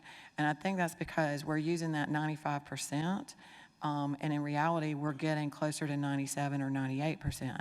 So one thing I'd like to see us do is look at what's real, go back and see what we've actually collected and see that 97, 98% and use that. So we don't put a burden on the taxpayers to take money that literally we don't need. And the last thing I'd really like us to look at is all these new positions. I think Mr. Satterfield brought up a point, measure things. What are we going to get for that? Are we going to get a percentage decrease in referrals for discipline? Are we going to get a percentage increase in our math scores? But I think before we go to the taxpayers and ask them for more money, which Mr. Scully said probably will never go down, so this is a permanent increase. So it's not just, $179 one year, it's $179 forever. Before we do that, I think we owe it to them to look at what's the return on these positions. And one last point, I looked up a couple of businesses in our area just to give people a feel for the impact. One in Irmo Smiles, which is a dentist office on St. Andrews Road. They have an assessed taxable value of $1.5 million. Under option 1, their taxes would go up $2,087 a year. Under option 2, it would be almost $1,900. Another one is Zorba's in Chapin. They're lucky. Their assessed value is only $250,000. But still, their taxes would go up $330 under option 1. And to one of our speakers' points, imagine that you rent a house, and that $250,000 is probably not an unusual figure for a house value. The owner's going to pay $330 more. They're going to pass it along. They're going to increase the rent. So again, I just make a plea. Let's look at the fact that we're already getting a substantial budget increase. Let's examine what we're not going to be spending again. And if we're going to add more positions, let's look at what measurable things are going to come from those positions. Ms. Paul, I would just kind of like to ask, and maybe, this is something to get back to us on, but Ms. Huddle just threw out a whole bunch of numbers from a budget that she was looking at, and I'm not validating or invalidating it, but we have a CFO that has been working on this budget for, a very long time, so it's hard for me to reconcile the two, because there are, it seems like there are some areas where we may be padding some dollars. I'm not sure if that's true or not. I'm not sure about like the numbers that she just threw out, but when you say that, it sounds really good. But when I ask the administration, where can we cut? Where, why is it going up? Where are these dollars coming from? And you're working with that budget. If there is any kind of response to that, I would like to know, because I know that there are people that listen, and I want to know what is true, not what a board member says, not what you necessarily say. I want to know what is actually the truth, because that is a little confusing. So I don't know if you can offhand answer or respond to that or not. I think I can respond to some of it, Okay. yes. So the first item was the special procurement review. So yes, we have to date spent $102,450 on that. Unfortunately, the entire $102,450 was not budgeted. So that is not included in the 2023-24 budget, or I'm sorry, the 2023 budget. We do, of course, expect that to go down. So then 24, that has been adjusted, down to what the new proposals that we've gotten. Additionally, the $600,000 that was spent on the Irmo High School property, that's coming out of fund balance. That was not something that was budgeted out of the 23 budget. We knew that was going to be over and beyond the current expenditures. It has to hit current expenditures, because that's just how the accounting works. But we know at the end of the year, when we go over in expenditures, that comes out of fund balance. So that is not really a savings. That's something that we knew was going to come out of fund balance. And then additionally, the I think $1 million for SEL training. I'm not aware of that in the budget anywhere. That line item of unencumbered other special is actually for what I mentioned before at function 149. That's where we budget for substitutes. And as we mentioned earlier with this paid parental leave, I don't see any area of savings from a substitute standpoint. Based on what we have spent in the past. If you look at, again, 149 is not the only function code to look at, because how it works when we actually spend the money on substitutes is that we do allocate it to the various functions that they hit. So when I looked at what we spent on ESS last year alone, it was $2.6 million. So my estimate going forward doesn't include the increase that y'all approved for the rates, and then it also includes some cushion for the paid parental leave. And then the last item of the full day 4K, if you go to page 6 in your report, you'll notice that I did take out the 4-day full 4K. That is not included in the proposed budget. And I think, and I could be wrong, but I feel like that $1 million number may have been a proposed number that was never actually passed. It was suggested, it just never, it hasn't gone anywhere, so that's not actually included in the budget. No, ma'am, I have not. a follow-up question on that, Dr. Ross, because you brought that to us to make a vote on, so was it not in the budget? That would have, if it was approved, we would have had it in the budget, but that was not in the budget For the following year? for the following year. Yes, ma'am.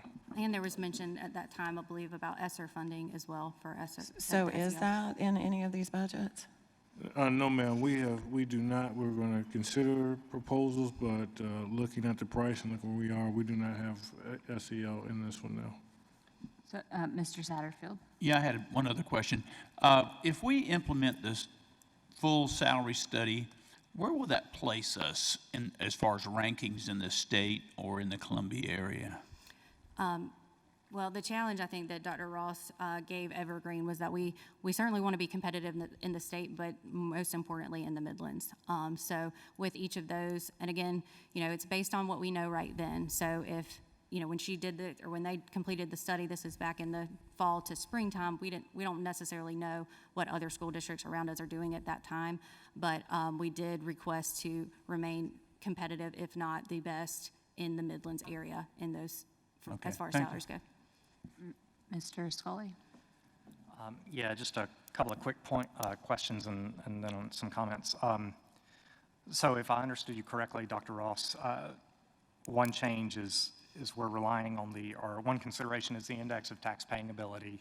And you said that we are the 4th largest district of 77 with tax paying ability. We're in 15th in the state, 4th in the Midlands. I'm sorry, 15th? 15th in the state, 4th in the Midlands. Okay, 4th in the Midlands, 15th in the state, out of 77. Correct. And then you also said that if growth is not larger than the average of the state, you don't get an additional state money. I'd like Ms. Paul to explain how that works. Sure. So as he mentioned before in the previous formula, if you grew by one child, you got a base student cost increase for that one child, regardless of if that child was a general education student, a pupil in poverty, special ed. You knew you were going to get that base. With this new funding formula, that base is gone. So what we have seen at the 45-day count and now at the 135-day count for FY23 is that there were, at 45-day, I think there were 13 districts that gained students and lost funding at 45-day and that was just from the July projections to the 45-day count in the fall. I haven't gone back and seen what happened at the 135, but certainly at the last GASBO conference, that was the biggest topic of discussion is how did 13 districts gain students and lose funding? Okay, so we have to now outperform our peers. And I'm sorry. go ahead. I was going to say, based on the weights, the only way, and Ms. Paul, correct me if I'm wrong, that you're going to do that is to grow in poverty and in special education. You have to grow in higher weight categories in order to do that. And we've seen situations where another district is, they grow more in those areas, and that can affect the distribution. One correction, I think Kate also gives us a bump. Yes.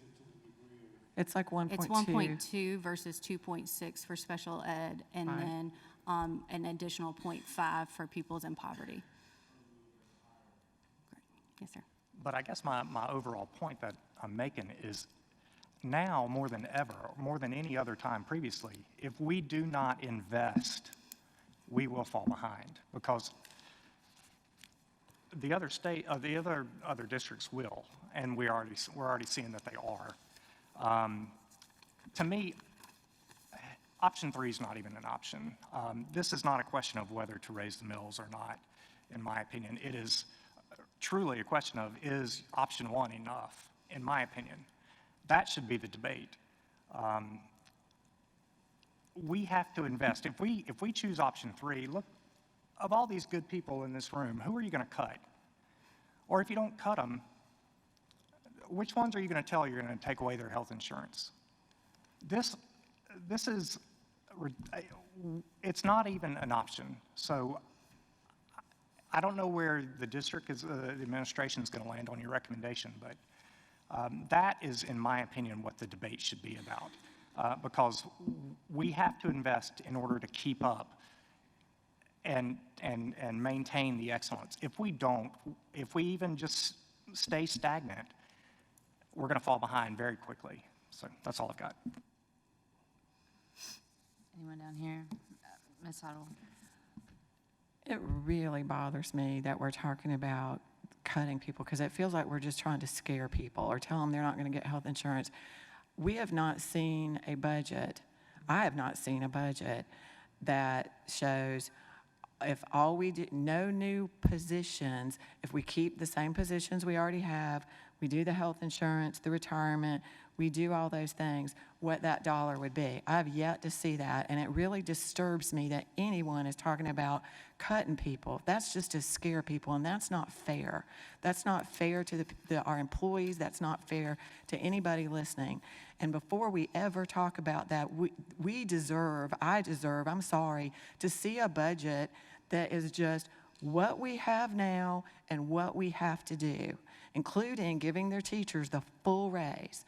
And it's just disturbing to me that we're trying to scare people. That's just not fair, and it's not accurate. Do we have a response? Dr. Ross? I thought we showed that. Can you go back to option 3 slide?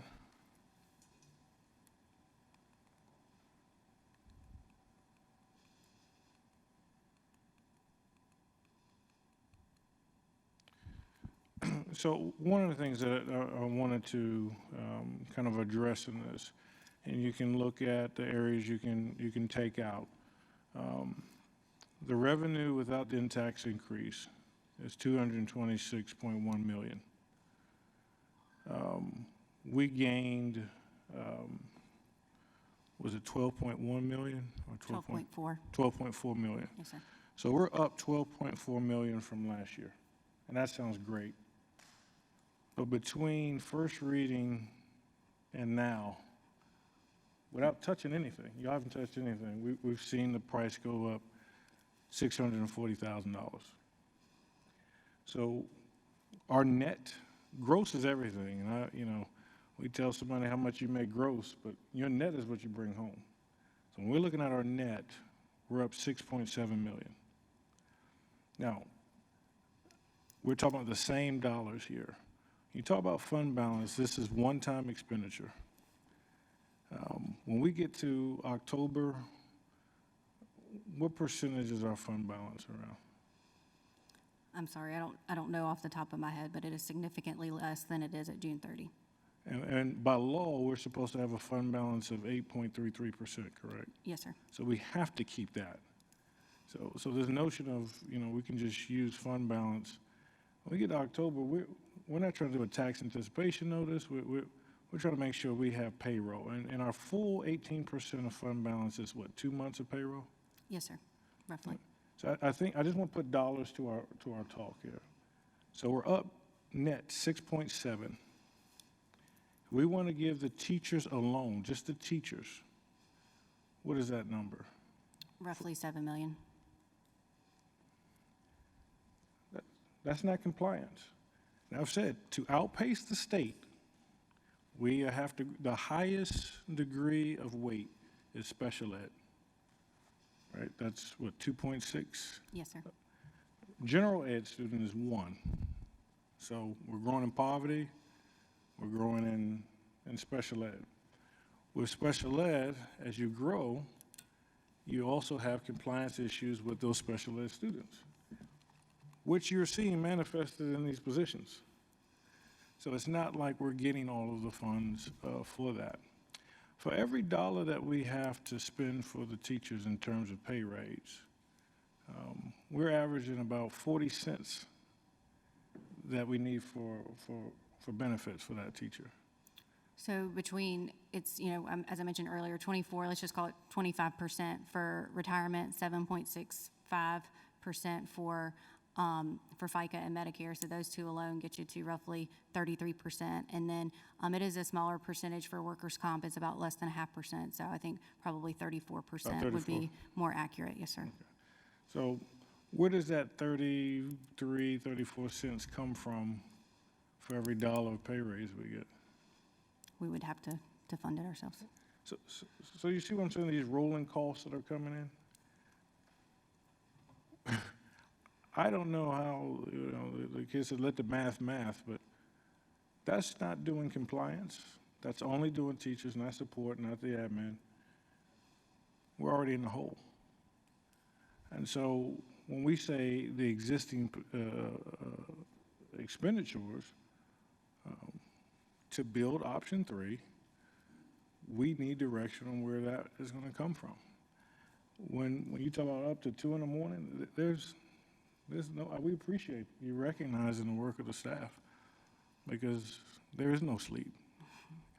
I probably have the most physically conservative CFO, and there is no sleep as we find it. So this is no scare tactic. This is the math. We're net 6.7. Now, we talked to the teachers, the teacher advisory, and we asked them your thoughts, and I'm ashamed to say this, but what if we split this up?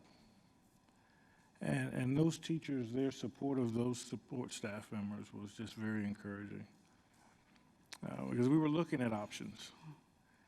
And they talked about how much they need those support positions and how much those support positions are critical to their work. So we put the support positions and the teachers back in. That number goes to what now? Oh, from 7 million for teachers, roughly 8.8. 8.8 million, that's the number. So we're 6.7 net. We need 8.8 just to get the teachers and the staff to raise And in the the budget, salary yes, study. sir. And that's compliance as well. I'm sorry? Does that include compliance? No, that's just salary study. But we still haven't provided federal regulations for special ed compliance yet. So it's not a scare, it's the numbers. So the moving to, we recommend option 2, because it gives us an opportunity to get through, keep our same penny ratio of how our pennies are being coming in on expenditures, coming in on, on revenue and expenditures. I think the biggest issue for the public to understand is what this is doing for the state of South Carolina in education, this financing formula. And look beyond District 5. Look at our neighbors. Look at the state. Look at what districts with indexes of taxpaying abilities like ours. Look at what conditions they're in. And then think about, again, that Mr. Satterfield talked about goals, the strategic plan that we adopted that we're trying to meet. So I would say, what are the deliverables for position? It's going to be measured in a child can hear their teacher talk. It's going to be imagined, and someone that can put a feeding tube in a child. Those are the measurables for some of these compliance positions. So, but these are the numbers as we see. We're net 6.7. We carry 2 payrolls or 2 months of payroll and fund balance. And so when we get to that October number, I want to make sure that we're in good position to carry that. So I appreciate the opportunity to explain that we have taken these steps here. Ms. Paul, is there anything that I've missed or you would need to correct? No, sir. Right. Do we have Ms. Huddle? I just have a request. I think this slide is confusing. because it's got cost increase, net revenue. Can we get a slide before the next one that starts with the current budget of 213, 711, 968, and shows the increases that, because this is confusing to me, the increases that we have as well as any reductions that we have, and what that number would be if we did the full increase for teachers, maybe an option of the full increase for everybody else, or a suggestion that I've had people call me about is do what the state's doing. The state's doing $2,500 for everyone under 50,000 and 5% above 50,000. But at any rate, just a slide that shows where we are now, what the things are that will be increasing if we don't hire anybody new. And if there are positions that we must hire for compliance reason, to show those separately so that everyone on this board and elsewhere can truly understand where we're starting and where we're ending without hiring any positions other than might be needed for compliance. And I will change my tune, but right now, I don't understand, I'm not seeing the numbers. Because when I do the numbers on myself, as Ms. Hines said, which I don't expect anybody else to use, but I'm not seeing where we have to raise the millage and would have to cut anybody. I'm not seeing that. So, Mr. Hogan? Yeah, just clarification, Ms. Huddle, on the question with the no new positions, does that include the ESSER ones that are sunsetting? Yeah, those don't sunset yet, so I don't even understand why they're on here. Those don't go away till September 24, correct? Correct, they're not listed out. Okay, yeah, No, so, Okay. but take the portables out, just take current budget, what's going away, what's new, salary increases, and separate line for any mandatory positions we have to hire, and what's that number? Because I don't know what that number is. And I'll just kind of add a comment. I know we're talking about the impact of any type of millage increase on small businesses and property, vehicles, boats, and things like that. And I've actually sat in on several business meetings in the last couple of weeks, and I've had questions about the budget and potential millage increases from small business owners that will be impacted, and from some businesses that are not small businesses. And while no one wants, the overall, consensus that I have had personally is no one wants a tax increase, but everyone lives here because we have one of the best school districts in the state. And to that point, when we see Lexington County advertising Brighton Park and Chapin, one of the selling points, to anybody coming into the area is the local school districts. And to hear, and to kind of see how much a starting teacher makes, I mean, that's shocking to people because the property values in our area, they're not low. And, you want your teachers to be able to live in your community, and you want, you want to be able to make sure that you have good teachers and you keep your school district up to par, because those businesses need workers. And so I'm not saying that they're saying to do a millage increase or not, but they're not automatically opposed to a millage increase because they want to make sure that they have students coming out of District 5 that they can hire.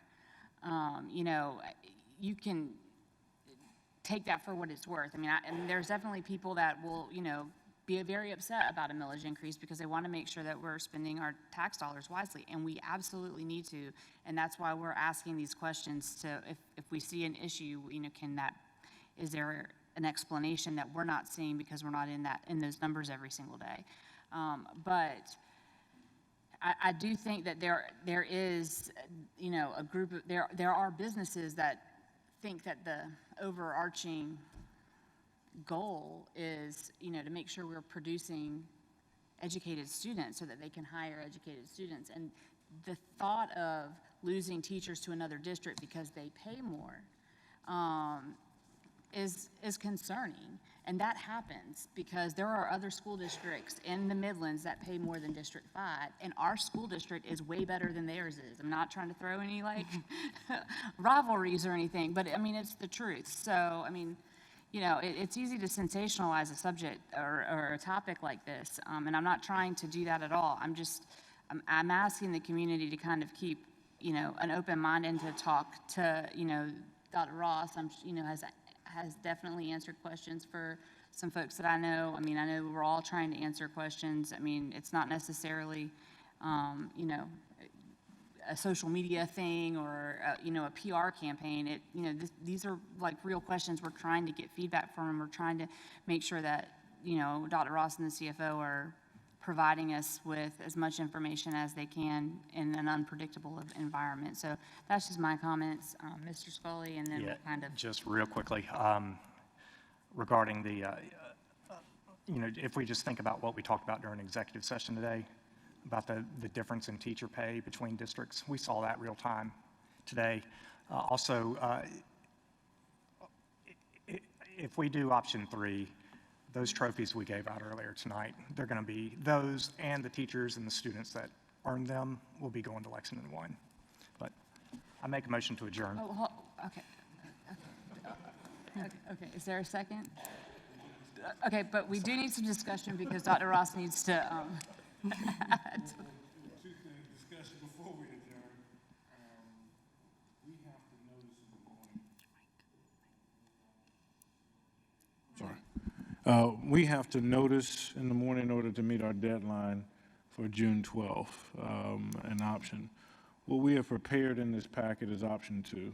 So just making everyone aware, it may not pass, not saying it is, but we will notice that. We'll take the discussion items that we heard tonight and make sure that those are included in the packet. I just want to, for the record, item of savings here.